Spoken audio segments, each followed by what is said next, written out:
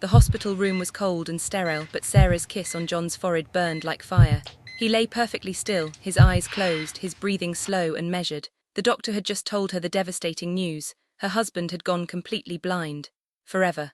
John heard her gasp. He heard the muffled sobs, but beneath all that raw panic he heard something else. Something that made his blood freeze in his veins. There was a lightness in her voice when she confirmed the diagnosis with the nurse.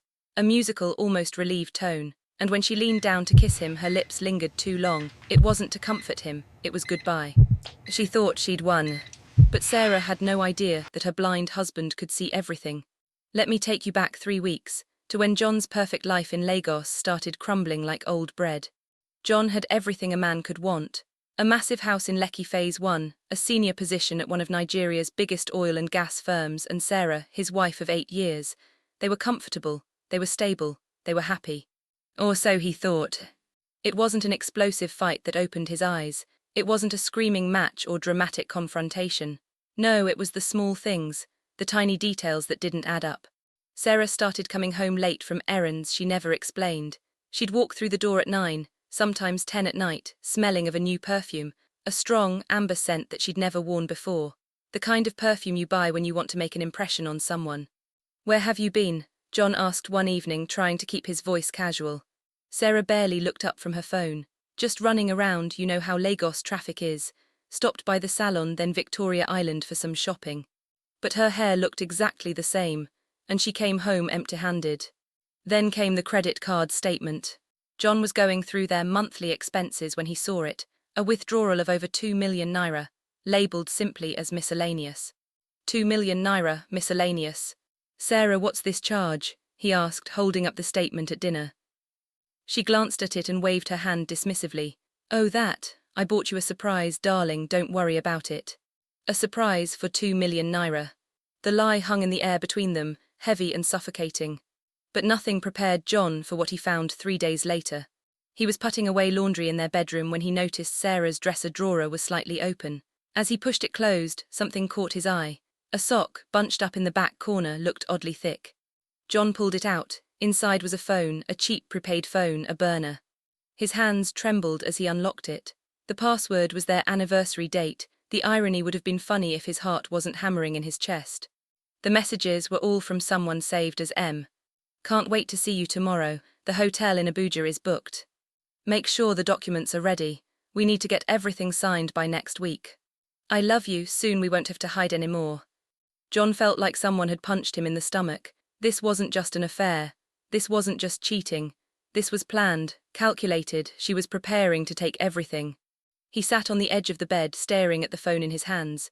His mind raced through 1,000 scenarios. He could confront her right now. He could scream and curse and demand answers. He could throw her out of the house tonight. But John was a strategic man. He'd built his career on patience and precision. And something told him that if he confronted Sarah now, she'd just deny everything, cry, and then quietly speed up whatever plan she had in motion. No, he needed time, he needed access, he needed to know exactly what she was plotting.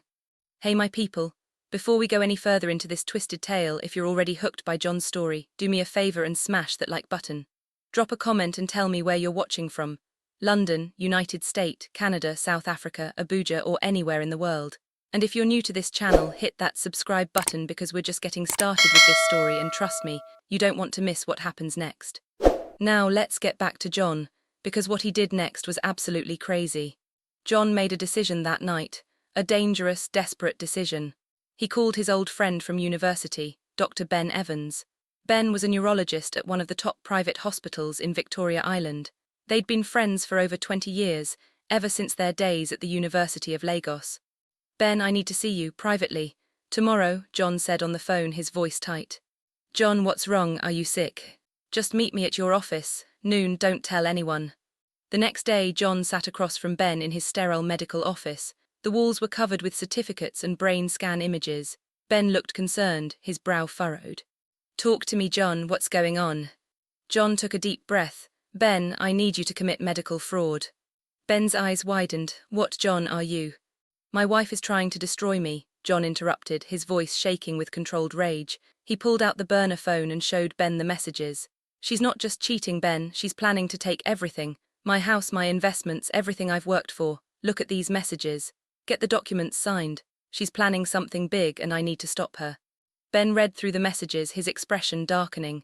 John, this is bad, but medical fraud. I could lose my license. I could go to jail. I need an accident, John said, leaning forward.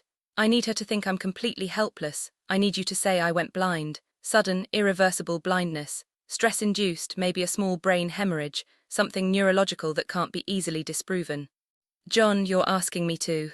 You owe me, Ben. Remember that night in our final year. Remember what I covered up for you. That incident with the stolen exam papers. Ben's face went pale. He rubbed his eyes, exhaling slowly. That was 20 years ago, John. And I never said a word, not to anyone. The room fell silent, except for the hum of the air conditioner. Finally, Ben spoke. If we do this, you have to be perfect. One wrong move, one muscle twitch, and I'm out. You understand, I'll lose everything. John nodded. I understand. Okay, Ben said quietly. Total, permanent blindness, neurological trauma. We'll stage it as an acute episode. But John, you better know what you're doing. That evening, John prepared for the performance of his life. Sarah was in the living room, scrolling through her phone with that secretive smile he'd come to recognize. John waited until she was distracted, until the moment was just right. Then he dropped his wine glass. It shattered on the marble floor, red wine spreading like blood. John grabbed his head and screamed, a raw, primal sound of agony. John, Sarah jumped up, her phone clattering to the floor. John collapsed to his knees, clutching his skull. I can't see, Sarah, I can't see, everything's black. Oh my God, John, what's happening? He let his body go limp, crumpling to the floor. My head, something's wrong, I can't. Sarah was screaming now, grabbing her phone, calling for help. Within minutes, their driver was rushing them to the hospital. To Ben's hospital. Hours later, after a series of fake scans and fabricated tests, Ben delivered the verdict. John lay in the hospital bed, his eyes closed, his breathing carefully controlled. Mrs. John, Ben said solemnly, I'm afraid the news isn't good. Your husband has suffered a severe neurological event. The scans show damage to his optical nerves and visual cortex. He's lost his sight completely. What? No, that's not possible. Can't you do surgery? There must be something. I'm sorry, the damage is irreversible. Your husband is permanently blind. Through his closed eyelids, John heard Sarah's gasp. He heard her sob. He heard the nurse offer her tissues. But he also heard that note in her voice, that lightness, that relief. And when she kissed his forehead, her lips lingering just a moment too long, John knew the truth. His wife wasn't devastated that he'd gone blind. She was celebrating. Was Sarah's relief a sign that John's suspicions were right? Or was there something even darker waiting in the shadows? The blind man was about to see everything. John's new life began the moment he returned home from the hospital. Every single day was a performance. Every movement had to be calculated. Every hesitation had to look real. He was no longer John the executive, John the husband, John the man who controlled his own destiny. Now he was John the helpless, John the blind man, John the victim. And it was absolutely exhausting. He had to memorize everything, the floorboards that creaked near the bathroom, the exact placement of the furniture in every room, the 3 steps down from the bedroom to the hallway, the distance from the kitchen counter to the refrigerator. Every single detail had to be burned into his memory because one mistake, just one, and Sarah would know. But the hardest part wasn't the physical act. It was the emotional torture of listening to his wife destroy him piece by piece, while pretending to be asleep or unaware. Sarah had become careless, dangerously careless. Why wouldn't she be? After all, what threat was a blind man? The first week home was almost convincing. Sarah played the role of the devoted wife perfectly. She helped him to the bathroom. She cut his food into small pieces. She read him the newspaper every morning, her voice dripping with sympathy. Don't worry, darling, she'd say, stroking his hair. We'll get through this together. I'll take care of everything. Everything, that word made John's skin crawl. But by the second week, the cracks started showing. Sarah spent more time on the phone, and she stopped bothering to leave the room when she made calls. She'd stand right there in the living room, speaking in hushed tones, thinking John couldn't understand what she was planning. One afternoon, John was sitting in the master bedroom. Sarah thought he was napping. He'd learned to control his breathing perfectly, to make it slow and deep, the rhythm of sleep. She was in the hallway just outside the door. Her voice was low but urgent. The notary appointment is tomorrow afternoon, she hissed into the phone. Just make sure Mark has his ID ready. We need to close out the accounts by Friday. Yes, all of them. The sooner we transfer everything, the sooner we can. Yes, I know the risk. He's blind, not dead. We have to move fast. John's blood turned to ice in his veins. Accounts, not just one account, all of them. This wasn't about the house, this wasn't about a simple affair. Sarah was planning to liquidate everything, his entire investment portfolio, his retirement fund, the properties he'd bought over 15 years of hard work. She was going to leave him blind and broke. That night Sarah made dinner. She was humming in the kitchen, actually humming while she prepared jollof rice and chicken. The sound made John sick. "Dinner's ready, darling," she called out sweetly.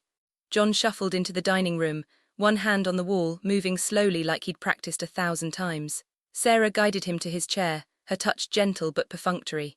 "Here, let me help you," she said, cutting his chicken into pieces.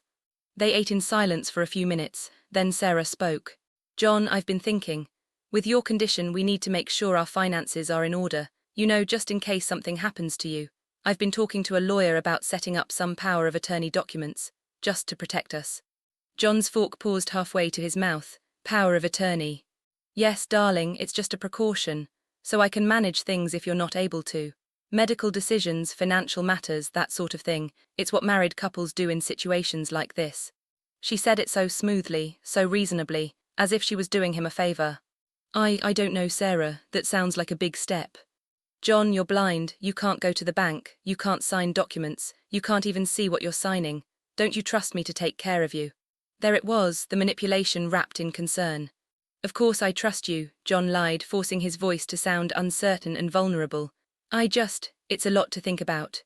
"Well, don't think too long. The lawyer is coming tomorrow with the papers. I've already scheduled it." Sarah's voice had an edge now, sharp beneath the sweetness. She'd already scheduled it. She wasn't asking, she was telling him. Fam, if you're feeling this story, don't forget to drop a like and leave a comment. Tell me, do you think John can outsmart Sarah, or is she one step ahead? And hey, if you haven't subscribed yet, what are you waiting for? We're building a storytelling family here, and you don't want to miss how this revenge plays out. Trust me, what John does next is pure genius. Now let's get back to the story, because Sarah had no idea she was walking straight into a trap. After dinner, Sarah announced she was taking a bath. It was her nightly ritual, an hour of solitude with expensive bath oils and her phone. John waited in the living room, sitting perfectly still on the sofa. He counted the minutes in his head, 5, 10, 15. Then he heard it, the sound of water splashing. The bathroom door was closed. His heart started pounding so hard he thought Sarah might hear it through the walls. This was his chance. John stood up slowly, moving like a ghost through the house. Every step was careful, deliberate. He'd practiced this route 100 times in his mind, from the sofa to the kitchen, 12 steps, around the dining table. 5 more steps to the kitchen counter. Sarah had left her work phone on the counter, plugged into the charger. The screen was facing up, glowing in the darkness. John's hands were shaking as he reached for it. He used the memory of where the light switch was to guide himself. His fingers closed around the phone. A new text message had just arrived, from Mark. John's eyes scanned the screen and his stomach dropped. "I've pre-signed the buyer documents. Meet me at 10 tomorrow morning. Once the wire transfer for the lake house hits, we're clean. Can't wait to toast to our future. Love you." The lake house. John had completely forgotten about the lake house. It was a property he'd bought 5 years ago in Socorro, Abuja, a beautiful estate overlooking Jabai Lake. He'd planned to retire there someday. The property alone was worth over 100 million naira. She was taking everything, every single thing he owned. His vision blurred, not because he was blind, but because rage was burning through him like acid. His hands trembled as he pulled out his own phone, the one he kept hidden and taped underneath his side of the mattress. Using the kitchen counter as support, John silently snapped photos of Sarah's text thread. The dates, the times, the explicit financial plans, Mark's phone number, everything. The water in the bathroom stopped running. John's heart nearly stopped with it. He moved faster than he'd ever moved in his life, sliding Sarah's phone back onto the counter, exactly where it had been. He crept back to the living room and collapsed onto the sofa, arranging himself in the exact position he'd been in before. His chest was heaving, his pulse was racing, but he kept his eyes closed and his breathing steady. Sarah emerged from the bathroom 10 minutes later, wrapped in her silk robe. She walked past him to the kitchen, picked up her phone, and John heard her exhale with satisfaction. She had no idea. The next morning, the lawyer arrived at exactly 10 o'clock. John heard the doorbell, heard Sarah's cheerful greeting, heard the rustle of papers being spread across the dining table. "Mr. John," the lawyer said in a practiced, sympathetic voice, "I'm so sorry about your condition. Your wife has explained everything. We're here today to establish power of attorney so she can manage your affairs during this difficult time. I understand, John said quietly, his voice deliberately weak. I'll need you to sign here, here and here, the lawyer continued. Sarah guided John's hand to the papers. It's okay, darling, I'm right here. Just sign where Mr. Williams tells you. But John hesitated. Can you read them to me first? I want to hear what I'm signing. John, we don't have time for. Sarah, I'm blind, not stupid, John said, injecting a note of frustration into his voice. I want to know what these documents say. The lawyer cleared his throat. Of course, Mr. John, that's your right. For the next hour, the lawyer read every single document aloud. Power of attorney, authorization for financial transactions, property transfer agreements, medical decision authority. John listened carefully to every word, every clause, every legal term. He memorized the structure of the documents, the specific jargon, the pattern of the notary seal stamps. He signed nothing that day. I need time to think, he said finally. This is my entire life you're asking me to hand over. I need a few days. Sarah's voice went cold. John, we talked about this. And now I'm talking to you, John said firmly. A few days won't hurt anything. The lawyer left. Sarah slammed the door behind him. What the hell was that? She hissed. That was me protecting myself, John shot back, letting real anger seep into his voice. I'm blind, Sarah, not brain-dead. I'm not signing away everything I own without understanding what I'm doing. You don't trust me. Should I? The silence that followed was thick and dangerous. Finally, Sarah spoke, her voice tight with barely controlled fury. Fine, take your time, but don't take too long, John. Things need to get handled. She walked away, her heels clicking sharply on the marble floor. John sat alone in the dining room, his hands clenched into fists. He had bought himself time, but not much. And now he had to execute the most dangerous part of his plan. Could John forge the documents perfectly enough to fool Sarah, or would one tiny mistake expose his deception and destroy him forever? The clock was ticking, and the blind man was about to become a criminal. 3 days, that's all John had given himself. 3 days to pull off the most dangerous con of his life. 3 days to forge documents so perfect that Sarah and her lover would never suspect a thing. 3 days to save everything he'd worked for. And if he made even one mistake, he'd lose it all. The morning after the lawyer's visit, Sarah left the house early. She claimed she had a doctor's appointment, but John knew better. She was meeting Mark, planning, scheming, probably celebrating how close they were to getting away with everything. The moment her car pulled out of the compound, John sprang into action. He moved through the house like a man possessed, no longer shuffling or hesitating. He went straight to Sarah's study, the room she'd claimed as her private office months ago, the room she always kept locked. John had watched her unlock it dozens of times before his accident. He knew she kept the key in her purse, but she also had a backup hidden in the kitchen, inside a fake can of beans in the pantry. She thought she was clever. He retrieved the key and opened the study door. The room smelled like her new perfume and lies. John went directly to the mahogany cabinet in the corner. This is where Sarah kept important documents. He'd seen her store papers here before. Inside, he found exactly what he was looking for. A velvet-lined box containing the original property deeds, title transfers, and blank power of attorney forms.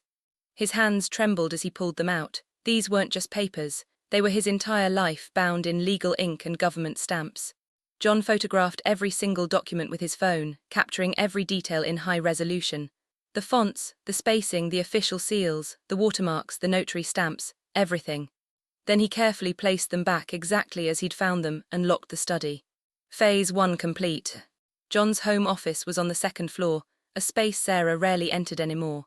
It had everything he needed: a high-grade laser printer, premium parchment paper he'd bought years ago for business presentations, and photo editing software on his computer. He locked the door and got to work. For hours, John studied the documents on his computer screen. He examined every microscopic detail.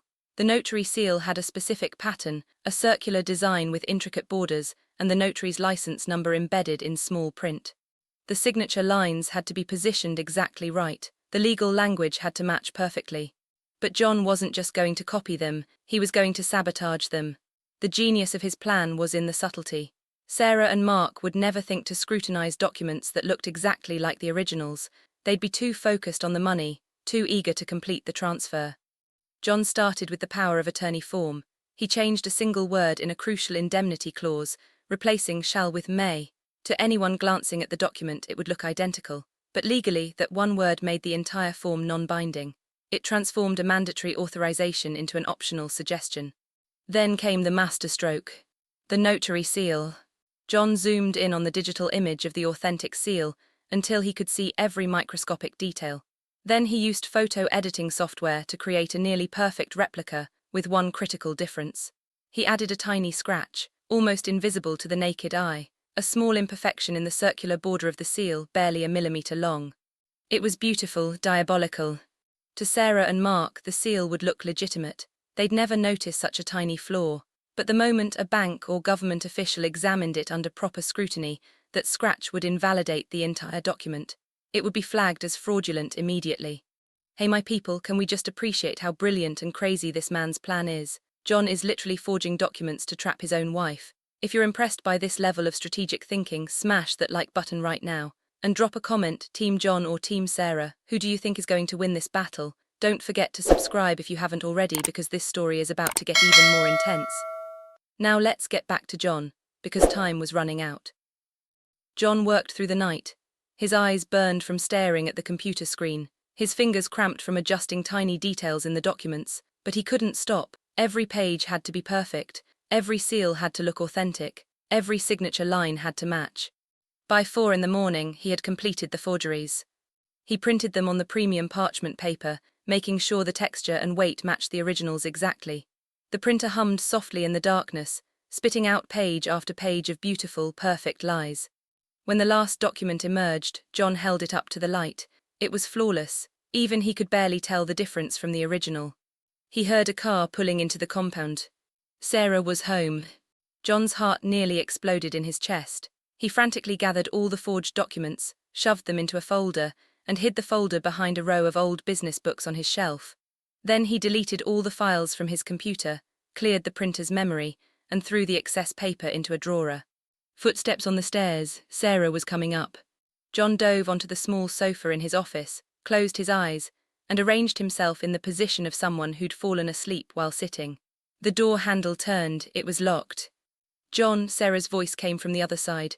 Are you in there? John waited for a beat, then made a groggy, confused sound. Sarah, what time is it? It's almost 5 a.m. Why is your door locked? I must have dozed off. I was listening to an audiobook and I didn't want to be disturbed. John stood up slowly, shuffling to the door like a blind man would. He unlocked it and opened it, his eyes unfocused. Sarah stood there in her expensive dress, her makeup slightly smudged. She'd been out all night. Why are you in your office? She asked, her voice suspicious. I couldn't sleep. I came up here because the audiobook helps me relax. Is something wrong? Sarah studied him for a long moment. John kept his expression neutral, vulnerable, exactly what a blind man who'd been caught napping would look like. Finally she exhaled. No, nothing's wrong, come to bed. John followed her down the hallway, his hand trailing along the wall. Inside, his heart was still racing like a trapped animal. That was too close. The next morning, while Sarah was in the shower, John made his move. He retrieved the forged documents from his office and brought them down to Sarah's study. His hands were steady now. This was it, the point of no return. He opened the velvet-lined box and pulled out the original documents. For a moment, he just held them, feeling the weight of what he was about to do.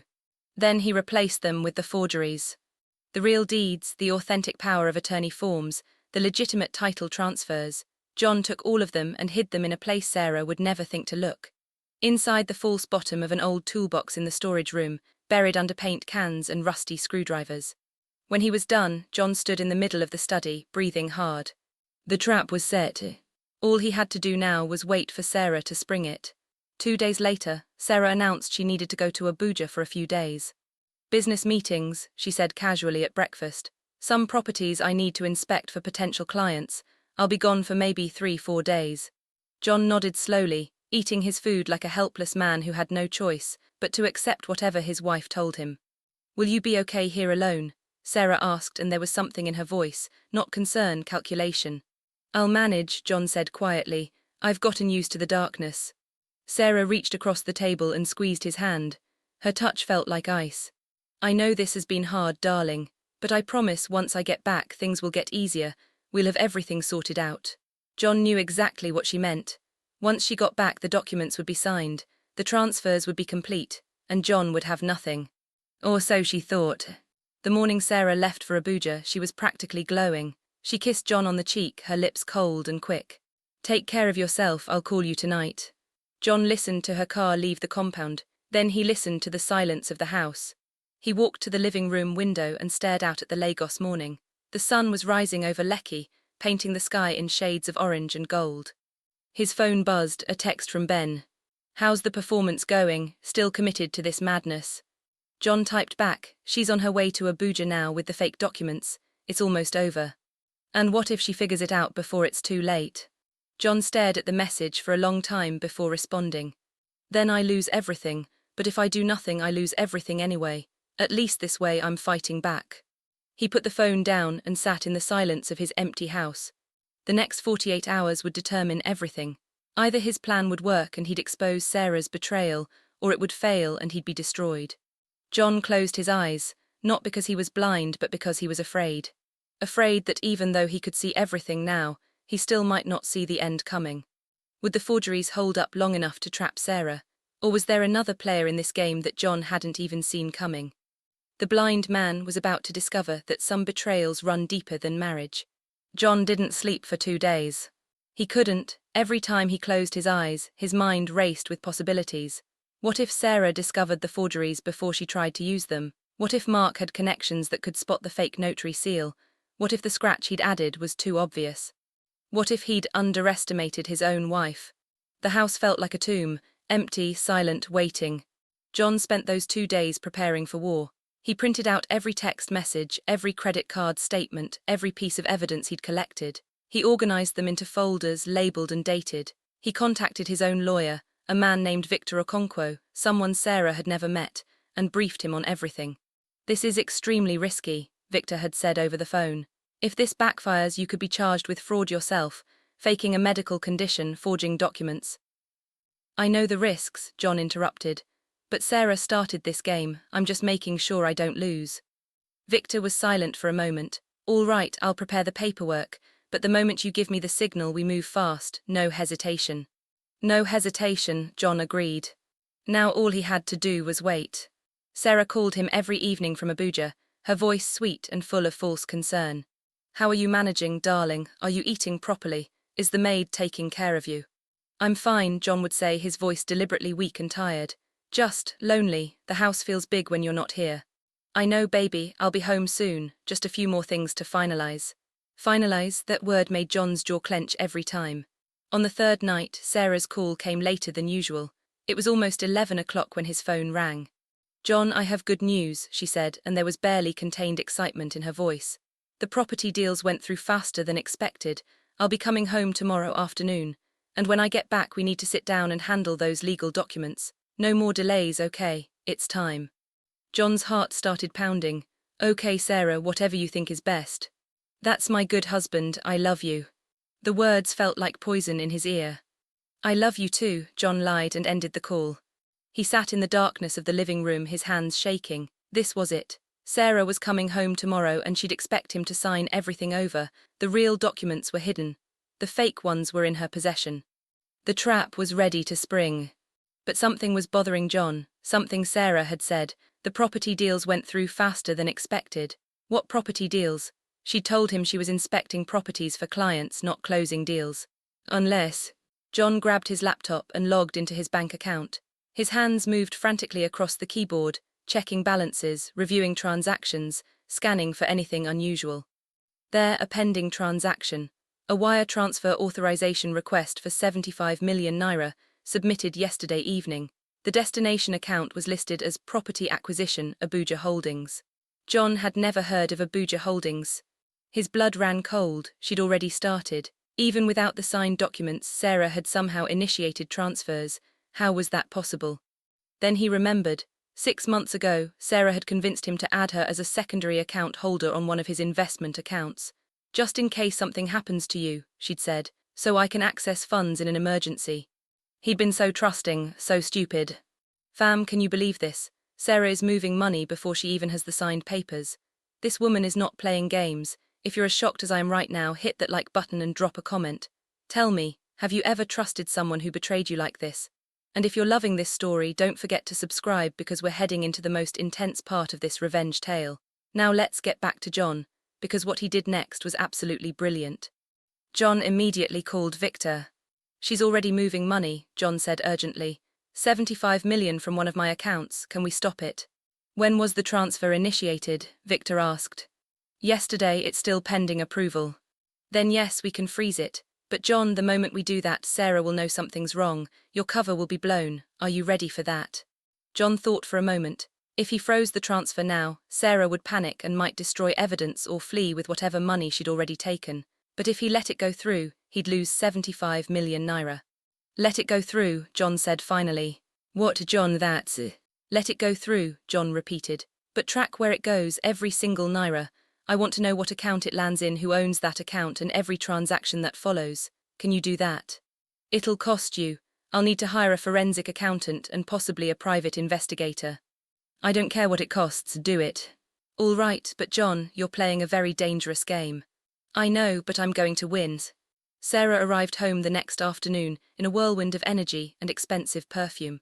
John, darling, I'm home. She found him sitting in the living room, exactly where a helpless blind man would be, waiting, dependent. She kissed him on the cheek, her lips lingering just a moment too long again, that gesture of finality, of goodbye disguised as affection. I missed you, she said, but her voice was distracted. Her mind was already on the next step of her plan. I missed you too, John said softly. How was Abuja? Productive, very productive. Sarah sat down across from him and John could feel her eyes studying him. John, we need to talk about the documents, about our future. I know. I've scheduled the lawyer to come tomorrow morning, 9 o'clock. This time you need to sign, no more delays. It's for your own protection, you understand that, right? John nodded slowly. I understand, I've had time to think. You're right, I need you to manage things, I can't do it anymore.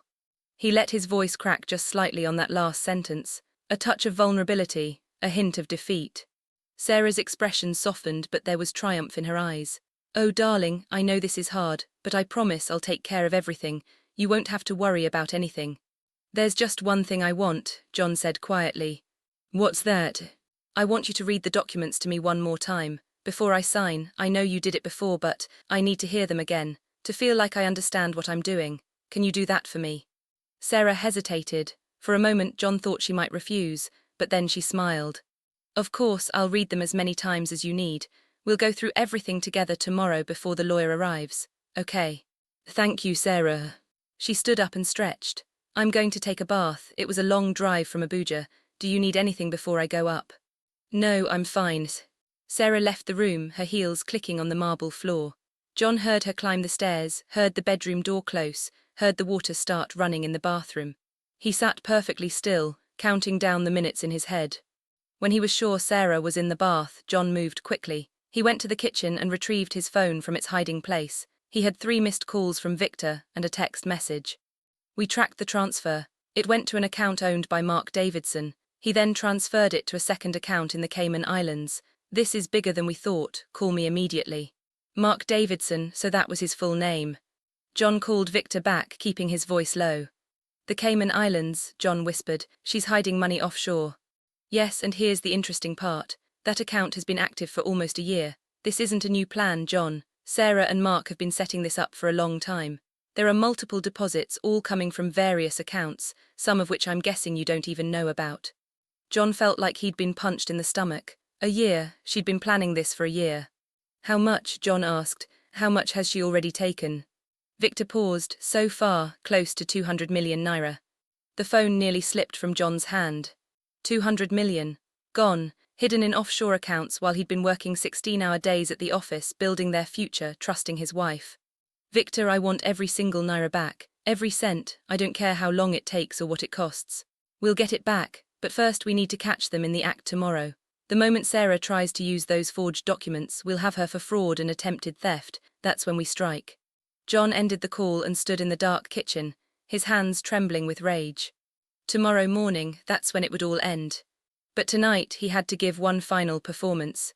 At dinner, Sarah was in an unusually good mood. She cooked his favorite meal, pepper soup with catfish and pounded yam. She even opened a bottle of expensive wine. This is nice, John said, forcing himself to sound grateful. What's the occasion? No occasion, I want us to enjoy this evening together, before everything changes. Before everything changes. She meant before she disappeared with his money. They ate in relative silence. Sarah kept stealing glances at him, and John wondered what she was thinking. Did she feel any guilt at all? Any remorse for what she was doing to the man she'd promised to love and honor? Or was he just a transaction to her now, an obstacle to be removed? After dinner, Sarah helped him to the bedroom. She was being unusually attentive, fluffing his pillows, adjusting the air conditioning, making sure he was comfortable. "Sleep well, darling," she said, kissing his forehead. "Tomorrow is a big day." "Yes," John agreed. "Tomorrow changes everything." Sarah turned off the lights and climbed into bed beside him. Within 20 minutes, her breathing had slowed to the rhythm of deep sleep. But John lay awake in the darkness, his eyes wide open, staring at the ceiling. He thought about the past 8 years of marriage, the good times and the bad, the dreams they'd shared, the future they'd planned together. All of it was a lie. And tomorrow, Sarah would learn what it felt like to have everything taken away. Would John's plan work perfectly, or was Sarah about to reveal that she'd been 10 steps ahead of him all along? The showdown was coming, and only one of them would walk away with everything. Morning came like a funeral procession, slow, heavy, and inevitable. John woke up at 6, though he'd barely slept. Sarah was still beside him, breathing softly, her face peaceful in sleep. She looked so innocent lying there, so beautiful and serene. It made John sick. He got out of bed carefully, moving like the blind man he was pretending to be. He shuffled to the bathroom, closed the door, and stared at himself in the mirror. The man looking back at him was a stranger. His eyes were bloodshot from lack of sleep. His jaw was tight with tension. His hands gripped the sink so hard his knuckles had turned white. "Today," he whispered to his reflection, "today she pays for everything." By 8:30, Sarah was already dressed and packing the living room. She wore a cream-colored pantsuit that probably cost more than most people's monthly salary. Her makeup was perfect. Her hair was styled immaculately. She looked like a woman about to close the deal of her life. Which, in a way, she was. "The lawyer will be here in 30 minutes, Sarah said, her voice tight with barely contained excitement. "Are you ready?" John sat on the sofa, his posture hunched and defeated. "As ready as I'll ever be." "Good, now remember, we're going through the documents together first, just like you asked. Then you'll sign, the lawyer will notarize everything, and it'll be done. Simple, easy, nothing to worry about." "Nothing to worry about," John almost laughed. At exactly 9 o'clock, the doorbell rang. Sarah practically ran to answer it. "Mr. Williams, thank you for coming." The lawyer entered, carrying his leather briefcase and wearing the same practiced expression of sympathy he'd worn during his first visit. "Mr. John," he said, shaking John's hand, "how are you managing?" "Day by day," John replied quietly. They moved to the dining room. Sarah spread the documents across the table, the forged documents that she'd retrieved from her study, the ones she believed were authentic. John's heart was pounding so hard he could hear it in his ears. "All right, darling," Sarah said, her voice dripping with full sweetness. "Let me read through everything for you, just like I promised." For the next 45 minutes, Sarah read through each document: the power of attorney, the property transfer forms, the authorization for financial transactions. Her voice was steady and confident as she explained each clause, each paragraph, each legal phrase. John listened carefully, but he was also listening for something else. Any hint that she'd noticed the alterations. Any pause or hesitation that might suggest she'd spotted the sabotaged notary seal. Nothing. Sarah saw exactly what she expected to see, the documents that would give her complete control over everything John owned. "So," Sarah said finally, placing the papers in front of John, "do you understand everything?" "Yes," John said, his voice barely above a whisper. "I understand." "Good, Mr. Williams, please guide his hand to the signature lines." "My people, this is it. This is the moment we've been waiting for. John is about to sign away his entire life. Or is he? If your heart is racing right now, hit that like button. Drop a comment and tell me what you think is about to happen. And if you haven't subscribed, now is the time. You do not want to miss how this all explodes. Let's get back to the most intense moment of this story." The lawyer placed a pen in John's hand and guided it to the first signature line. John's hand trembled. It wasn't an act this time. His entire future hung on what happened in the next few minutes. "Just sign naturally," Mr. Williams said gently. "Don't worry about the neatness. Given your condition, any signature will be accepted." John pressed the pen to the paper, and then he stopped. "Wait," he said. Sarah's entire body went rigid. What's wrong?" I need a moment. This is a big step, I just need a moment." "John, we've been through this." "Sarah, please," John's voice cracked with genuine emotion. "I'm about to hand over everything, my entire life's work, just give me a moment to breathe." The room fell silent. John could feel Sarah's fury radiating across the table, but she couldn't push too hard, not in front of the lawyer. "Of course," she said tightly, "take your time." John sat there, the pen still touching the paper, his hand still trembling. He was stalling, waiting. His phone, hidden in his pocket, vibrated once. The signal from Victor. Everything was in place. "Okay," John said finally, "I'm ready." He signed the first document, then the second, then the third. With each signature, Sarah's breathing became more excited. By the time he'd signed the final page, she was practically glowing. "Excellent," Mr. Williams said, collecting the documents. "Now I'll just notarize these and we'll be all done." He pulled out his notary stamp and began pressing it onto each signature page. Sarah watched like a hawk, her eyes following every movement, but she wasn't looking for flaws. She was looking at her victory. "There we are," Mr. Williams said, packing the documents into his briefcase. "All legal and binding. Mrs. Sarah, you now have full power of attorney over your husband's affairs. I'll file these with the appropriate authorities this afternoon."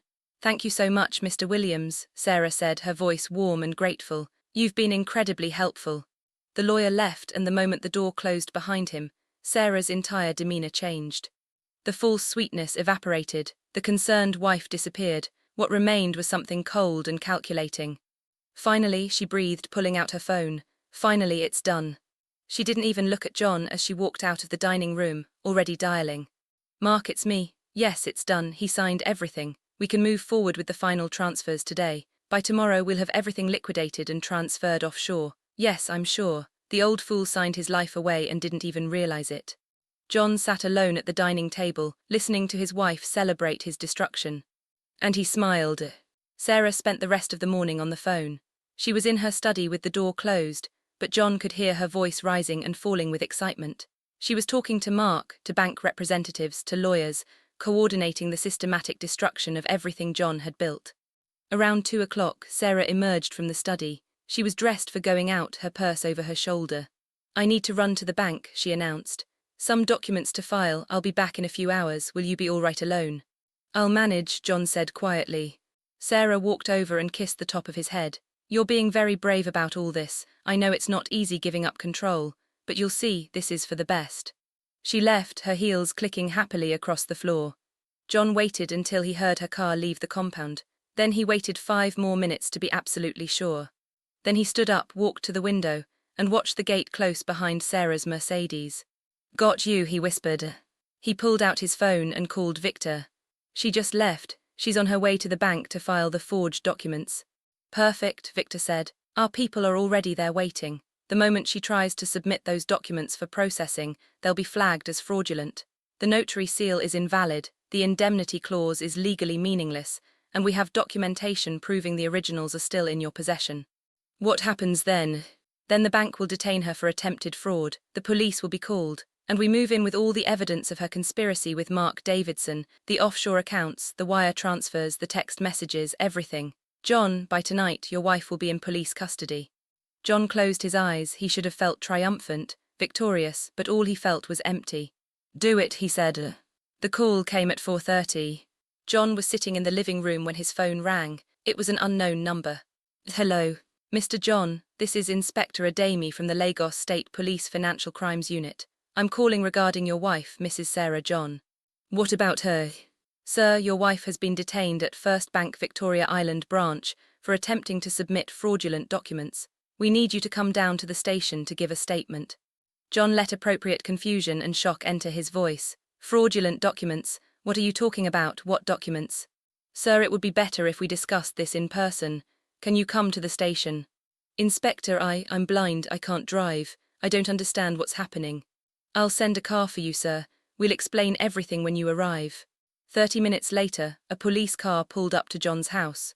2 officers helped him into the vehicle. He maintained his blind man act perfectly, and they drove to the police station in Ikoyi. The moment John walked into the station, he heard Sarah's voice. She was screaming, "This is a mistake, those documents are legitimate. My husband signed them this morning. Check with the lawyer, check with—" "Mrs. John, please calm down," a tired voice said. "The documents you attempted to file have been examined by our forensic team. The notary seal is fraudulent. The legal clauses contain errors that make them non-binding. These are forged documents." "That's impossible. I had them prepared by a professional lawyer." Then I suggest you contact that lawyer because right now, you're facing charges of fraud, forgery, and attempted theft. John was led into an interview room. He sat down and moments later, Inspector Adami entered. Mr. John, thank you for coming. I know this must be very confusing for you. Inspector, please tell me what's going on. Where is my wife? Why is she being detained?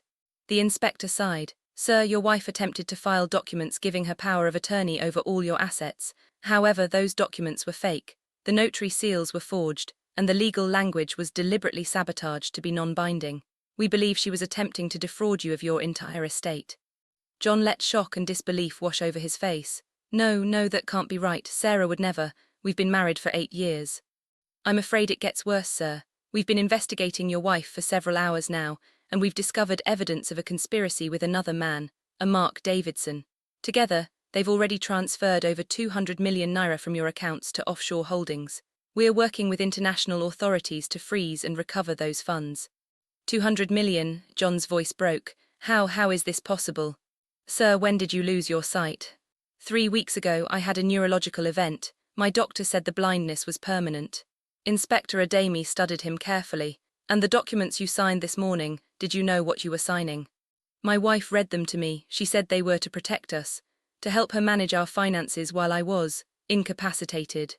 Did you actually sign those documents, sir? This was the critical moment. John had to be careful. Yes, the lawyer guided my hand. I signed what I thought were legitimate power of attorney forms. But sir, the documents your wife tried to file were forgeries, which means either she replaced the documents you signed, or... The door burst open.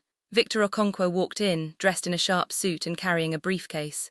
Inspector Adami, I'm Victor Okonkwo, Mr. John's attorney. I need to speak with my client immediately. Alone. The inspector stood up looking annoyed. Mr. Okonkwo, we're in the middle of... Now, Inspector... Adami left, closing the door behind him. The moment they were alone, John opened his eyes fully and looked directly at Victor. Did it work? He asked. Victor smiled. Like a charm. Sarah's in a cell downstairs, still screaming about how the documents were legitimate. Mark Davidson was picked up 2 hours ago trying to board a flight to Dubai. The offshore accounts have been frozen, and the prosecutor is preparing charges for fraud, conspiracy, and grand theft. John exhaled slowly. It's over. Not quite, there's still one problem. What? Sarah keeps insisting that you signed those documents voluntarily. She's claiming she had no idea they were forged, that someone must have switched them without her knowledge. It's a weak defense, but it might create reasonable doubt. John reached into his jacket and pulled out a small recording device. Will this help? He asked. Victor's eyes widened. What is that? A recording of Sarah on the phone this morning, telling Mark that I signed my life away and didn't even realize it. She also discusses transferring funds offshore and liquidating all my assets. I've been recording her conversations for 2 weeks. Victor took the device like it was made of gold. John, this is everything. With this recording, she has no defense. She's finished. Good, John said quietly, because I want her to lose everything just like she tried to do to me. An hour later, John was led into a private room where Sarah was being held. She was sitting at a metal table, her perfect makeup smeared with tears, her cream pantsuit wrinkled and stained. When she saw John walk in, saw him walk in without assistance, without shuffling, with his eyes open and focused directly on her, her face went white. John, she whispered, you can see. John sat down across from her. Yes, Sarah, I can see, I could always see. But the doctor said, the hospital said. I paid the doctor to lie, the whole thing was staged. The blindness, the collapse, all of it was a performance. Sarah's mouth opened and closed like a fish out of water. But, why would you? I found your burner phone 3 weeks ago. I saw the messages from Mark. I knew you were planning to betray me, so I decided to let you think you'd won. I let you believe I was helpless so I could watch exactly what you were planning to do. Tears were streaming down Sarah's face now. John, I can explain. You've already explained everything, John said coldly. He placed the recording device on the table between them. I have recordings of every conversation you had with Mark, every plan, every transfer, every lie. The police have all of it. Sarah stared at the device like it was a snake. You recorded me. Just like you tried to rob me. John, please, I made a mistake. I was confused. Mark manipulated me, Don't, John said sharply. Don't insult me with more lies. You planned this for over a year, Sarah. You took 200 million naira from our accounts. You forged documents. You tried to steal everything I built. And you did it all while pretending to love me. Sarah reached across the table, trying to grab his hands. I did love you, I do love you, it was a mistake, John, please. John pulled his hands away. No, Sarah, the mistake was mine. I trusted you, I believed in you, I thought our marriage meant something, but I was wrong about everything. He stood up and walked to the door. John, wait, please don't leave me here, I'm your wife. John turned back one last time. No, Sarah, you stopped being my wife the moment you decided to destroy me. Now you'll spend the next few years in prison thinking about what that decision cost you. He knocked on the door, the guard opened it and John walked out. Behind him, Sarah's screams echoed down the hallway. But John didn't look back. Had John finally won his war against betrayal? Or was there one more devastating truth waiting to destroy him? The blind man could see everything now, except the price of his revenge. 3 days after Sarah's arrest, John stood in his empty house and felt absolutely nothing. He should have felt victorious. He should have felt vindicated. He'd outsmarted his treacherous wife, exposed her conspiracy and protected everything he'd worked for. By all accounts, he'd won. So why did victory feel so much like defeat? The house was silent, too silent. Sarah's perfume still lingered in the air, a ghost of the woman who'd tried to destroy him. Her clothes still hung in the closet. Her makeup still cluttered the bathroom counter. But she was gone, locked away in a cell at Kirikiri prison while awaiting trial. John walked through the rooms like a stranger in his own home. Every corner held a memory. The living room where they'd celebrated their 5th anniversary. The kitchen where Sarah used to dance while cooking on Sunday mornings. The bedroom where they'd once shared dreams and whispered promises. All of it felt poisoned now, contaminated by betrayal. His phone buzzed, it was Victor. John, we need to talk, can I come over? Sure, I'm not doing anything anyway. Victor arrived 20 minutes later, carrying his briefcase and wearing an expression that John had learned to recognize. It was his complicated news face. They sat in the living room. Victor pulled out a thick folder and placed it on the coffee table. The prosecutor's office has officially charged Sarah and Mark with conspiracy to commit fraud, forgery, attempted grand theft, and money laundering. With the evidence we've provided, especially those recordings, they're looking at 15 to 20 years each. John nodded slowly. Good. The offshore accounts have been frozen. We're working with international authorities to repatriate the funds. It'll take time, but you'll get most of your money back. Maybe not all of it, but the majority. How much did she actually take? Victor flipped through some papers. In total, 237 million naira. Some of it's already been moved through multiple accounts, which complicates recovery, but we're tracking everything. 237 million. John had worked for 15 years to build that wealth, and Sarah had stolen it in less than 12 months. There's something else, Victor said, and his tone made John look up. Something you need to know about Mark Davidson. What about him? Victor pulled out a photograph and slid it across the table. It showed a man in his early 40s, handsome in a polished way, wearing an expensive suit. He looked like the kind of man who sold dreams for a living. Mark Davidson isn't just some random lover, Victor said carefully. He's a professional con artist. He's been investigated in 3 different states for romance scams targeting wealthy women and men. He identifies targets, seduces them, convinces them to steal from their spouses or families, then disappears with the money. John stared at the photograph. You're saying Sarah was a victim too? I'm saying Sarah was a mark. Mark's pattern is very specific. He finds people in stable but passionless marriages. He offers them excitement, adventure, and a new life. He makes them believe they deserve more. And then he convinces them to liquidate their assets so they can run away together. Except Mark never actually runs away with them. He takes the money and vanishes, leaving his victims holding the bag.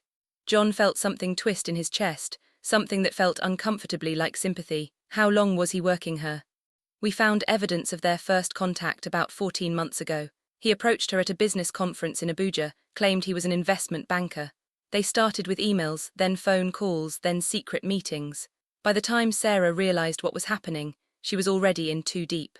So she was being manipulated, John said quietly. Yes, but John, that doesn't excuse what she did. Mark might have planted the idea, but Sarah made every choice after that. She could have come to you. She could have told you the truth. Instead, she chose to betray you. Hey fam, this story just got even more complicated, didn't it? Sarah wasn't just a villain, she was a victim too. But does that change anything? Does being manipulated excuse betrayal? Drop a comment and let me know what you think. And if you're still invested in this journey, smash that like button and subscribe, because we're not done yet. There's still one more episode after this, and trust me, you need to see how this all ends.